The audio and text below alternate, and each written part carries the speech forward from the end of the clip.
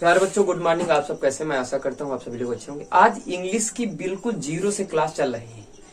ए से यानी A and दोनों का मतलब एक होता है, बट कहाँ कहाँ पे लगाया जाता है, ए कहाँ कहाँ पे लगाया जाता है, एन। आज use of a and an, दोनों का मतलब एक होता है, दोनों का मतलब एक होता है, लेकिन ए कहाँ लगता है, एन कहाँ लगता है, बहुत लोगों से मिस्टेक होती है।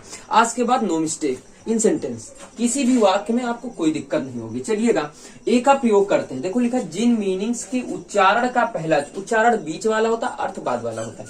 जिन मीनिंग्स के उच्चारण का पहला अक्षर व्यंजन यानी का से ज्ञा से प्रारंभ हो तो वहां ए लगाते हैं, वहां क्या लगाते हैं, ए लगाते हैं। ओके, वहां क्या लगाते हैं, ए लगाते हैं। जैसे एग्जाम्पल क्या कह रहा है, जिन मीनिंग्स के उच्चारण का पहला अक्षर का से ज्ञा प्रारंभ हो वहां ए लगाते हैं।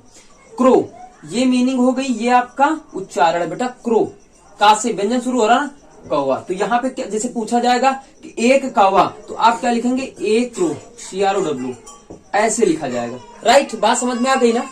अब एक आम है, ए मैंगो। अब देखो, ये मीनिंग है, ये उच्चारण है, तो माँ से शुरू और का से ज्ञा के बीच में व्यंजन आ रहा है, इससे कोई मतलब नहीं होता। तो क्या लिखेंगे, ए मैंगो, MANGO। ओके, बात समझ में आ गई ना। अब चलिएगा, एग्जाम्पल तो आपने देख लिया, अब एन का प्रयोग देखिएगा। जिन मीनिंग्स के उच्चारण का पहला अक्षर मात्रा यानी आ से अहा तक से प्रारंभ हो वहां एन लगाते हैं।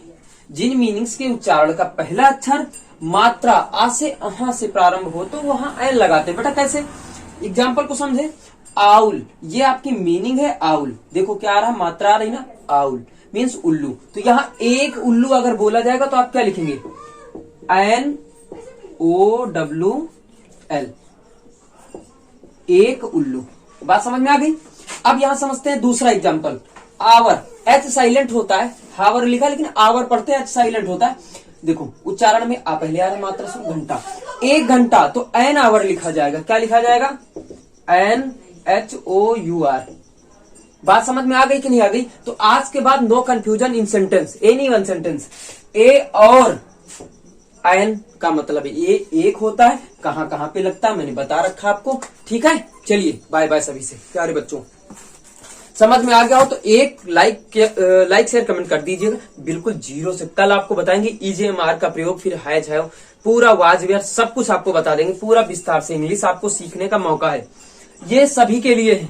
ठीक है, ये SSC-MT यानी पूरे कंपटीशन के लिए भी है, जिसमें इंग्लिश पूछी जाती है, और आप सभी लिए यानी 9 से 12 तक के लिए भी है, 1 से लेके 12 तक है। ठीक है, चलिएगा बाय बाय सभी से, राम राम। ओके, चलिए।